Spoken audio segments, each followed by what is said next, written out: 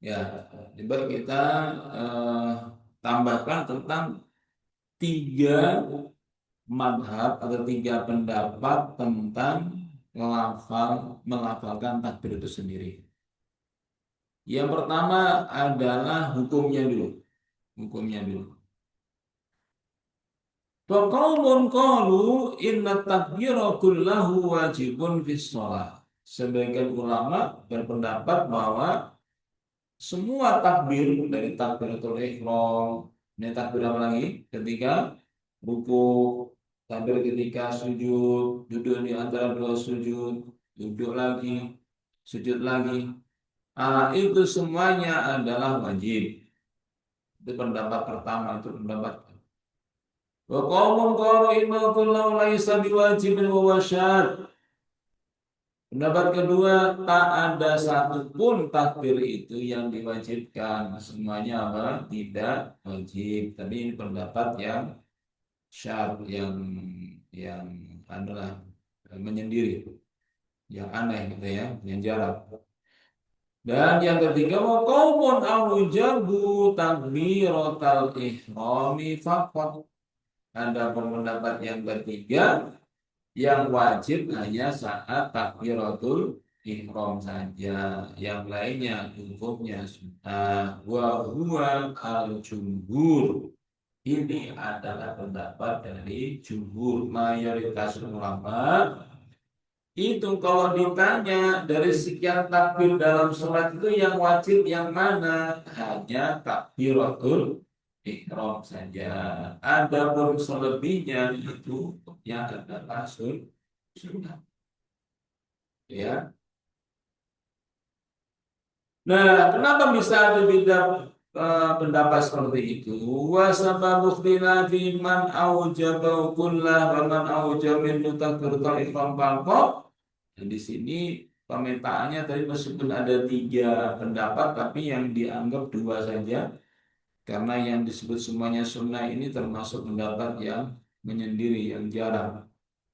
Maka sekarang hanya dibahas mengenai apa yang menjadi sebab perbedaan pendapat. Sebagian ulama menyatakan yang wajib itu adalah semuanya, semua takbir wajib, sedangkan satunya lagi yang wajib hanya ketika takbiratul ihram saja.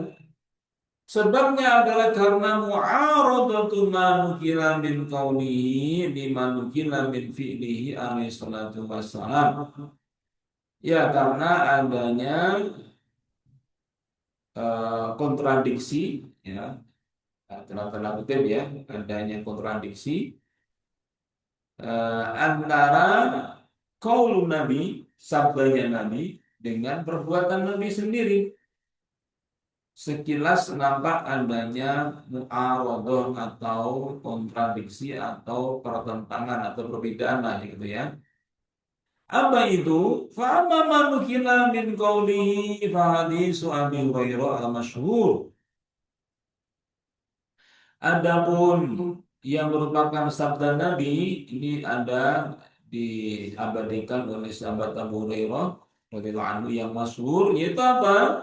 Anna Nabiyya sallallahu alaihi wasallam qala lirrajul alladhi 'allamahu salatan, yaitu bahwa Rasulullah SAW pernah berkata, memberikan arahan kepada seseorang sahabat yang beliau sedang ngajari caranya sholat. Beliau katakan apa? Idza aradta sholat fa'asbigil wudu'a thumma staqbil qiblah thumma kabbir thumma qra'. Apabila engkau hendak sholat, maka sempurnakanlah wudukmu, kemudian menghadaplah ke arah kiblat dan bertakbirlah, kemudian bacalah. Nah, itu aja disebutkan. Pertama tadi wudhu dulu, yang kedua ngadep kiblat, yang ketiga apa? Bertakbir, yang keempat bacalah. Nah, ini hadis ini famubhumu hadza huwa anna takbiratal ula hiya fard faqat. Kalau mengikuti hadis ini, maka tentu saja yang wajib hanya takbiratul ihram saja. Walau kana ma'ada dzalika min at-takbir fardhon la dzakarahu lahu kama dzakara sa'ira furudis sunnah. Karena kalau sampai selain takbiratul ihram itu juga wajib, pastilah Rasulullah juga akan menyebut setelah itu bertakbirlah, bertakbirlah, bertakbirlah begitu. Nyatanya ketika beliau mengajari pada seorang sahabat yang disebutkan namanya itu, urutannya cuma disebutkan pertama sempurnakan wudhu, kemudian menghadap kiblat, kemudian bertakbir langsung, kemudian baca. Gak ada lagi lanjutannya. Wa amma ma nukila min fi'li fa minha hadis Abi Hurairah. Adapun yang merupakan fi'lun Nabi atau perbuatan Nabi Sallallahu Alaihi Wasallam juga dari sahabat Abu Hurairah yang menyebutkan bahwa annau kana yusalli fa yukabbir kullama khafadha wa rafa'a. Adalah baginda Rasulullah itu kalau sholat beliau bertakbir setiap beliau itu baik ketika turun maupun ketika naik. Rukuk ya bertakbir, apa bangkit dari sujud, kemudian bangkit dari rakaat pertama ke rakaat yang kedua itu semuanya beliau bertakbir. Summa yaqulu, kemudian setelah itu Abu Hurairah mengatakan inni la asbahukum salatan bi salati Rasulullah sallallahu alaihi wasallam. Sungguh salatku ini salat yang mirip sekali dengan salatnya Rasulullah sallallahu alaihi wasallam.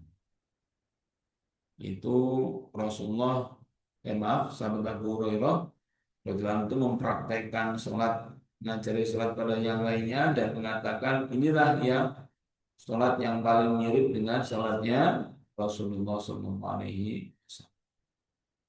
Itu hadis yang menyebutkan Nabi bertakbirnya tidak hanya ketika takbiratul ihram. Kemudian hadis dari Mutarrif Ibn Abdullah bin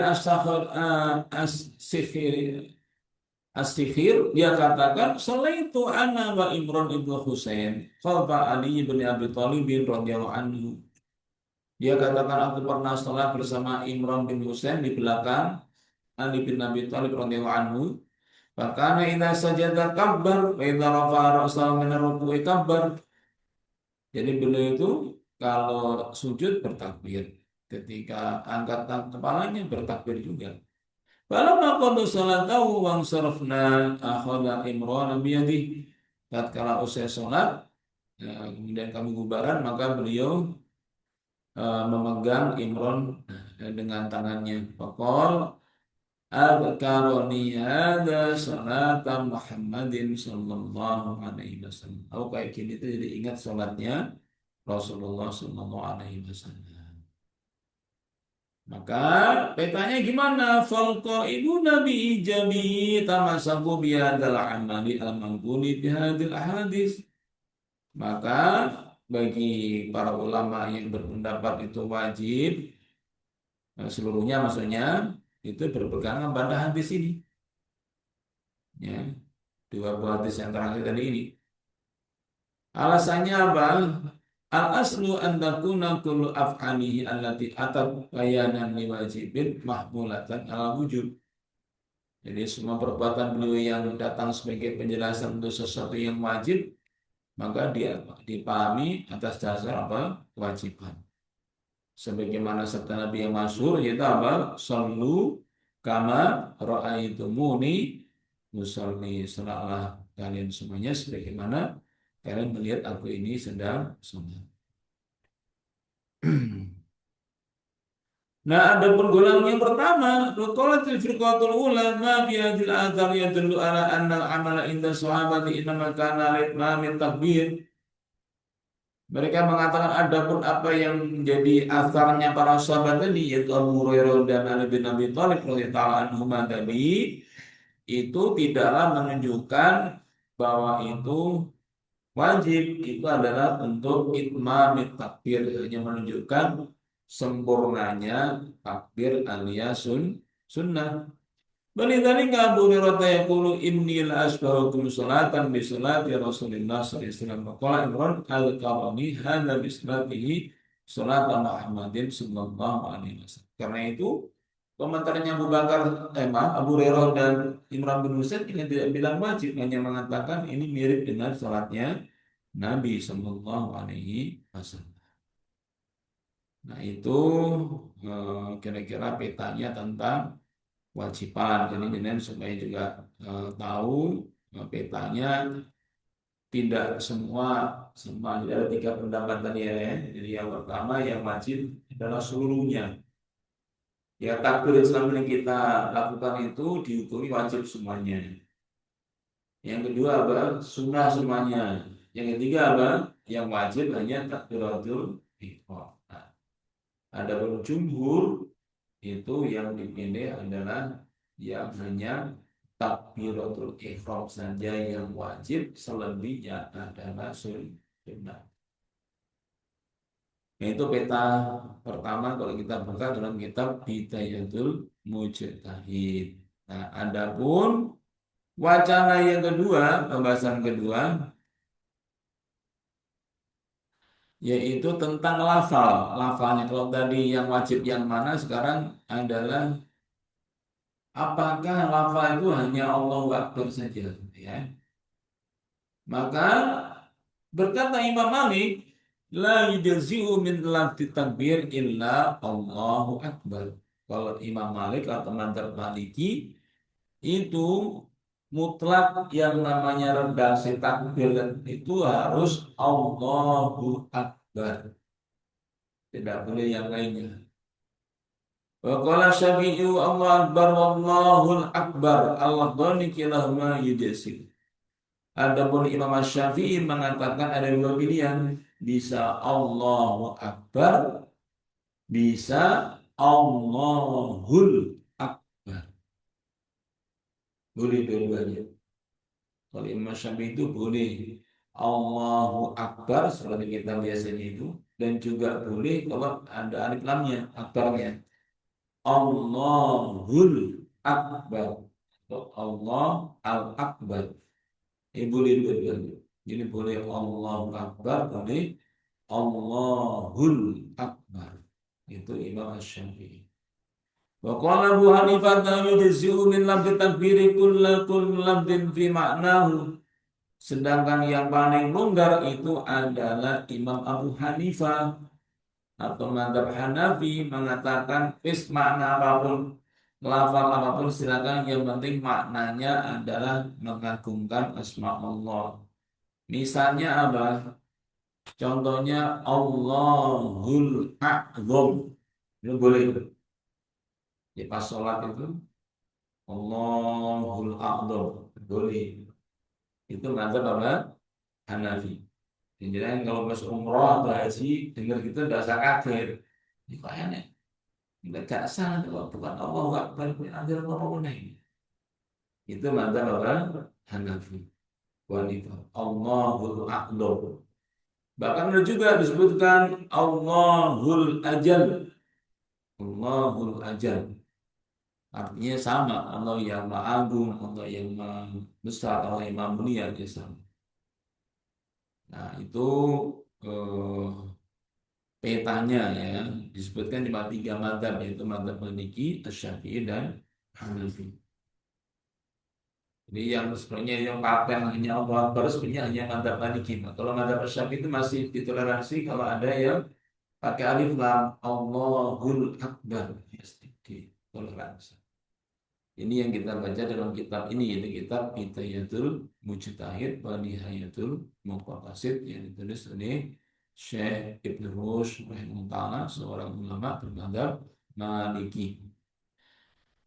Nah, pertanyaanlah apa yang jadi sebab kok ada tiga macam itu? Ada Allahu Akbar, ada Allahul Akbar, ada Allahul A'zam, ada Allahul Ajal. Empat akan redaksinya. Pokok istadallah, maaf, al-lafdu wal muta'ahad bi filitita ambil makna.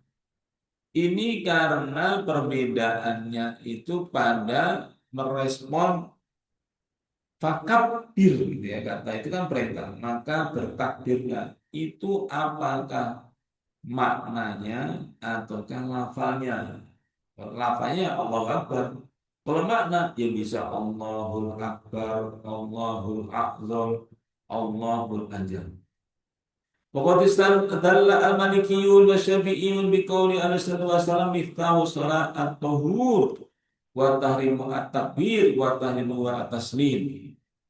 Adapun Imam Asy-Syafi'i dan Imam Malik berpegangan pada sabda Nabi SAW, pembuka salat adalah at-tahur, yaitu bersuci, bisa wudhu, bisa mandi, bisa tayamum, dan pengharamannya memulainya salat itu dengan at-takbir, dan penghalalnya dengan at-taslim, yaitu salat.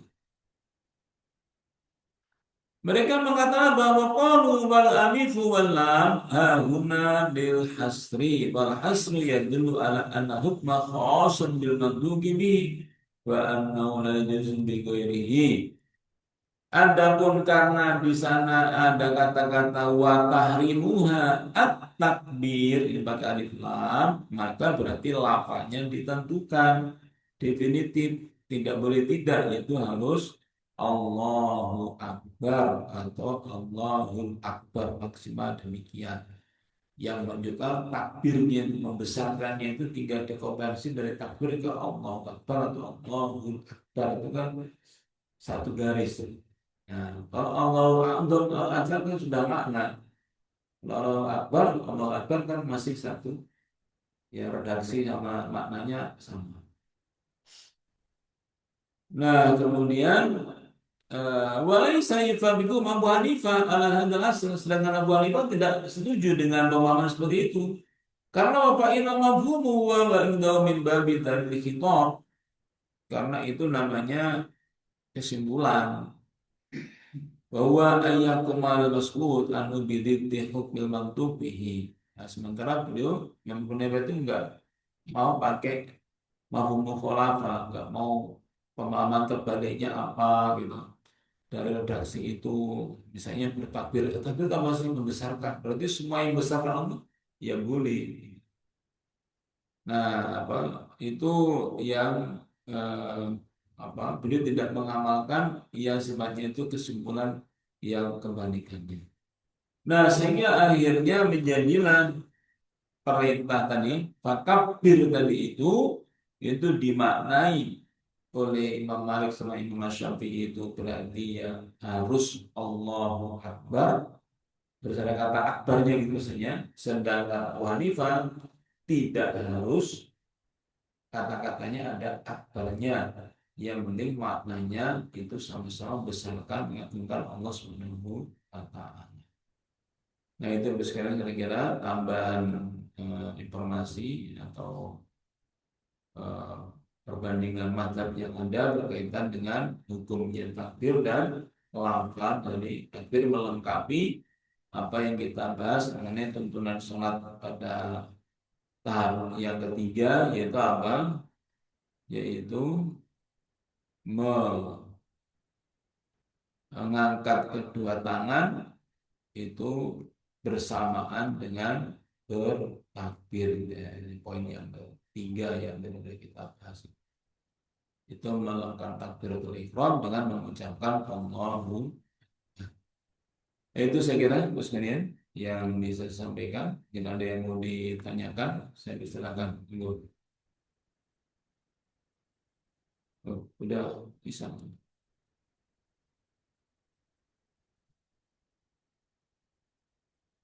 Baik, mana? Ada? Kalau tidak ada, ya karena sudah masuk waktu Isya, dan kemudian yang bisa kita pahami sebagainya merupakan tambahan informasi, ini juga sudah kita bisa lakukan. Kita hanya untuk ingatkan saja. Insya Allah pada pertemuan berikutnya kita akan membahas poin yang keempat, yaitu tentang bersedekap dengan meletakkan tangan di atas dada. Ini poin yang keempat. Semoga Allah memudahkan. Baik, kita tutup dengan doa. Alhamdulillah, Bismillahirrahmanirrahim. اللهم صل على محمد وعلى ال محمد والحمد لله رب العالمين. يا اللهم صل على محمد وتحول بيننا وبين معاصيك ونطاعتك وتبلغ النبي جنتك من اليقين ما يهون به علينا مصيبة الدنيا ومتعنا بأسمائنا وبصرنا وقواتنا ما أحييتنا واجعل وارثا منا واجعل ثارنا على من ظلمنا وانصرنا على من عادانا ولا تجعل مصيبتنا في ديننا ولا تجعل الدنيا أكبر همنا ولا مبلغ علمنا ولا تسلط علينا من لا يرحمنا. سبحانك اللهم وبحمدك أشهد أن لا إله إلا أنت أستغفرك وأتوب إليك. نصر من الله وبركاته بشير المؤمنين. والسلام عليكم ورحمة الله وبركاته.